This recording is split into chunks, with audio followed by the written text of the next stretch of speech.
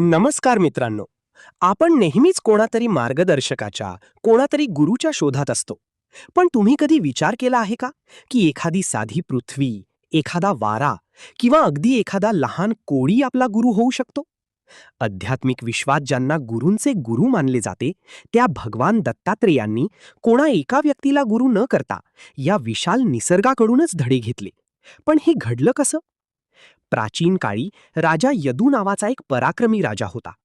एकदा शिकारीला गेला असता त्याला जंगलात एक तरुण संन्यासी दिसले. त्यांच्या अंगावर साधे वस्त्र होते, पण त्यांच्या चेहऱ्यावरचे तेज कोणत्याही सम्राटाहून अधिक होते. राजा चकित झाला. तो रथातून उतरला आणि त्याने नतमस्तक होऊन विचारले, हे महात्मन, तुमच्याकडे ना सैन्य आहे ना संपत्ती, तरीही तुम्ही एखाद्या राजासारखी निश्चिंत आणि आनंदी कसे? तुमचे गुरु कोण आहेत? त्यांनी तुम्हाला असं काय ज्ञान दिलंय ज्यामुळे तुम्ही या संसारात राहूनही पूर्णपणे मुक्त आहात? भगवान दत्तात्रेय मंद हसले आणि म्हणाले, हे राजन, माझे कोणी एक गुरु नाहीत. मी या चराचर सृष्टीकडे पाहिले आणि तिथल्या 24 गोष्टींनी मला सत्य शिकवले. तेच माझे 24 गुरु आहेत. दत्तगुरु पुढे म्हणाले, राजन, एकदा मी एका नगरातून जात होतो. तिथे मी एका कारागिराला पाहिले, जो बाण बनवण्यात इतका मग्न होता की त्याचे बाणाच्या टोकावरून लक्ष विचलित होत नव्हते. त्याच वेळी तिथून राजाची मोठी मिरवणूक वाजत गाजत गेली, पण त्या कारागिराला काहीच जाणवले नाही.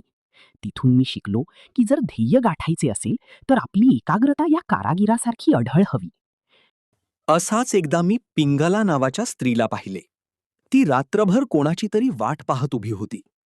पण जेव्हा कोणीच आले नाही, तेव्हा तिला जाणीव झाली की आशा हेच दुःखाचे मूळ आहे. तिने सर्व अपेक्षा सोडल्या आणि त्याच क्षणी तिला सर्वोच्च शांती मिळाली. बोध हाच की जोपर्यंत आपण जगाकडून अपेक्षा करतो, तोपर्यंत आपण दुःखी असतो. मी एकदा एका लहान मुलाला मातीत खेळताना पाहिले. त्याला ना भीती होती, ना मानापमानाची चिंता. तो फक्त त्याच्या खेळात आनंदी होता. तिथून मी शिकलो की अहंकार सोडून जो बालकासारखा निष्पाप होतो, त्यालाच हे विश्व आपलेसे वाटते. राजा यदूचे डोळे उघडले. त्याला समजले की ज्ञान मिळवण्यासाठी कुठेही लांब जाण्याची गरज नाही, तर उघड्या डोळ्यांनी जगाकडे पाहण्याची गरज आहे. मित्रांनो, आपला प्रत्येक दिवस एक नवीन धडा असतो. निसर्ग आपल्याला सतत काहीतरी शिकवत असतो. फक्त आपली दृष्टी दत्तगुरूंसारखी निर्मळ हवी. तुम्हाला ही कथा कशी वाटली कमेंट्समध्ये नक्की सांगा. व्हिडिओ आवडला असेल तर लाईक करा आणि लिटिल स्टोरी बुकला सबस्क्राईब करायला विसरू नका. अवधूत चिंतन श्री गुरुदेव दत्त.